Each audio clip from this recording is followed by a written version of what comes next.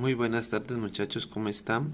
Bienvenidos nuevamente. Hoy vamos a ver nuestra clase de una manera distinta. Ya no me voy a grabar yo, sino que voy a grabar el mapa conceptual desde el computador y explico la clase, ¿vale?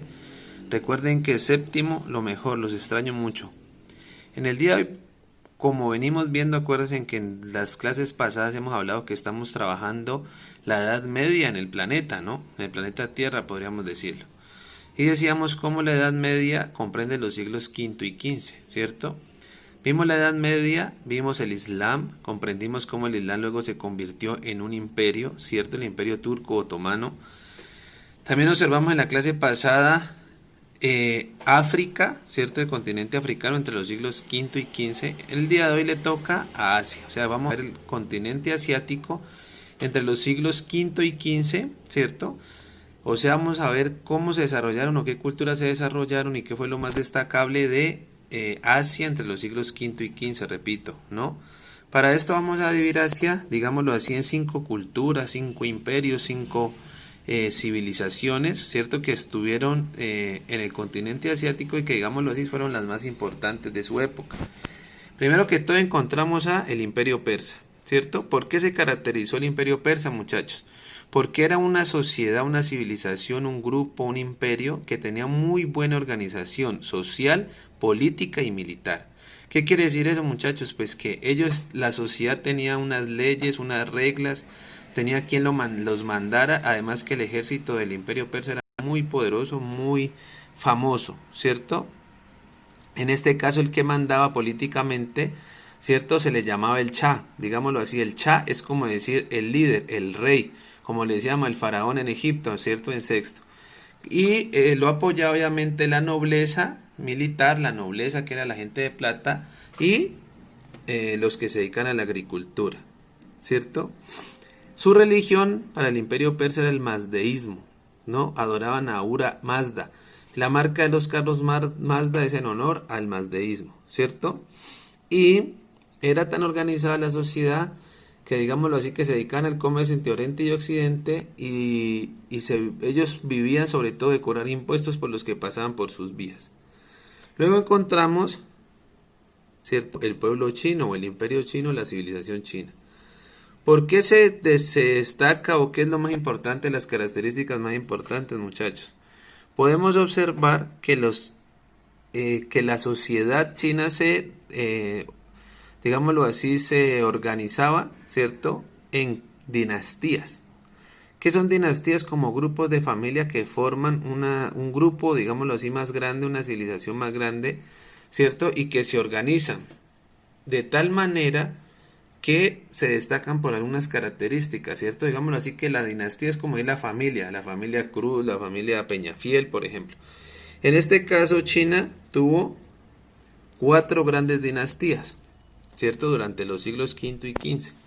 Encontramos la dinastía Tang, ¿cierto? La dinastía Song, la dinastía Yuan y la dinastía Ming.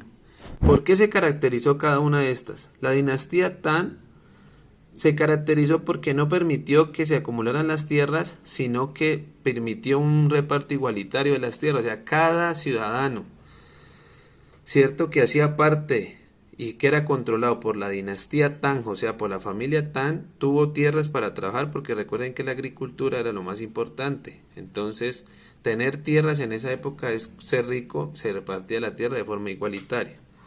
Luego encontramos la dinastía Song, ¿no? Ahí pueden observar las fechas.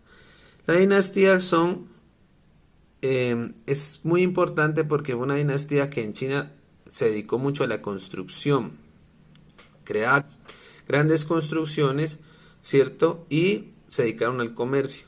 Entonces, la dinastía Song se recuerda mucho por crear construcciones y dedicarse al comercio. Y repito que la dinastía Tang se caracterizó por un reparto igualitario de la tierra. Luego encontramos la dinastía Yuan. La dinastía Yuan un grupo, una dinastía de personas, ¿cierto?, que se ubicó obviamente en China entre los siglos V y XV, ¿cierto? Estamos hablando de Asia, recuerden, que fue muy importante porque permitió la tolerancia entre religiones. ¿Qué quiere decir eso? O sea, no, si las personas no hacían parte de su religión, ¿cierto? No importaba, eran respetadas. No importa la religión que se perteneciera, ellas eran respetadas. En cambio, en la dinastía Song y en la Tang no se respetaban, sino solo la religión que ellos profesaban. Específicamente no se puede decir que hubo una religión como tal, porque hoy eran politeístas, entonces no podría decirles yo esta religión era la que respetaban, porque no había una, digámoslo así, ya generalizada.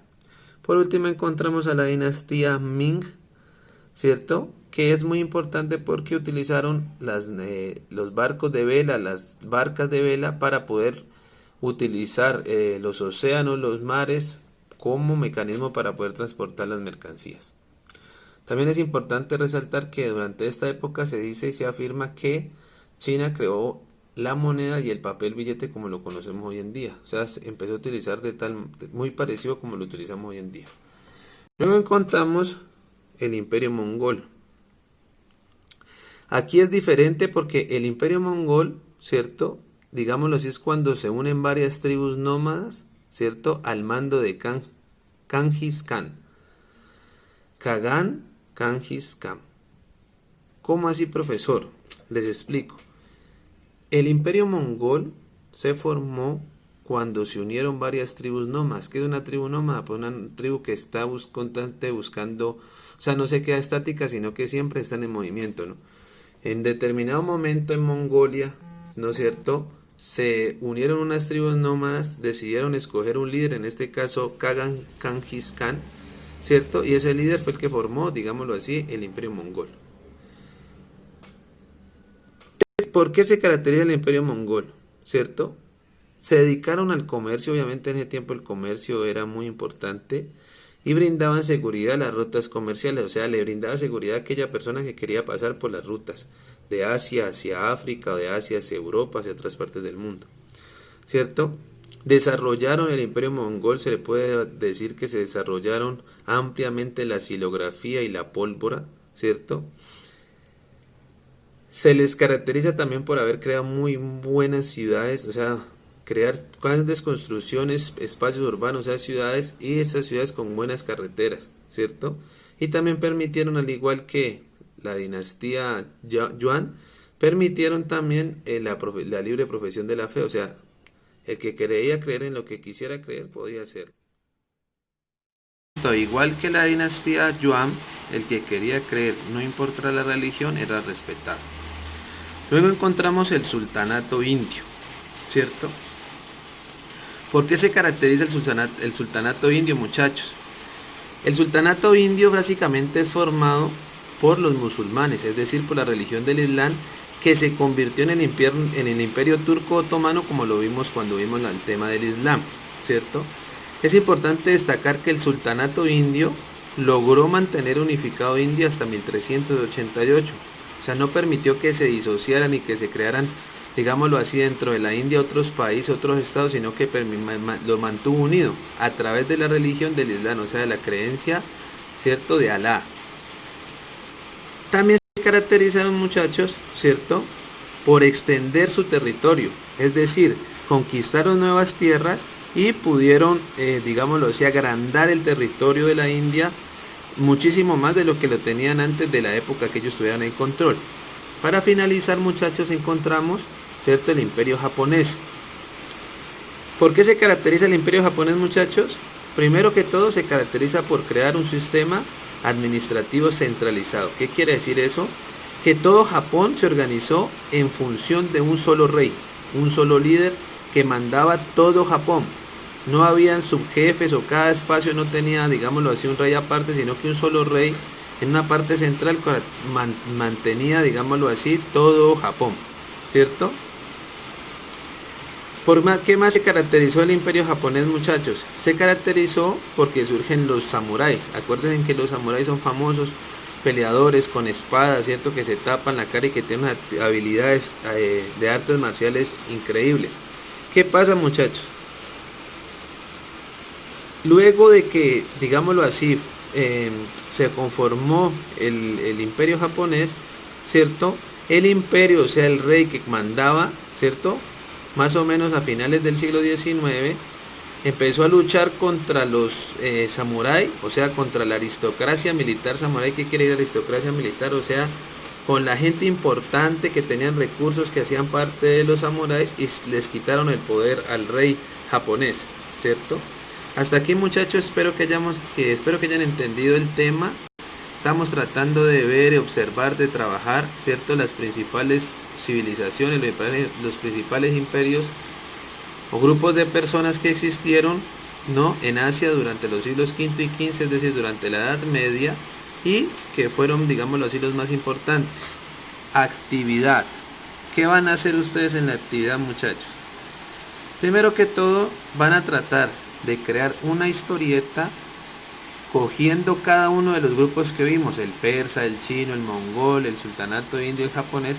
Ustedes me van a hacer una historieta, ¿no es cierto?, a través de dibujos, o puede ser una historieta solo las letras, pues, porque sé que a algunos no les gusta dibujar, en donde me traten de plasmar lo que ustedes entendieron de cada una de estas civilizaciones, de estos imperios, las características más importantes que ustedes entendieron, comprendieron, pero a través de una historieta, ¿vale? Para cada uno, o sea, serían 5 puntos, ¿no?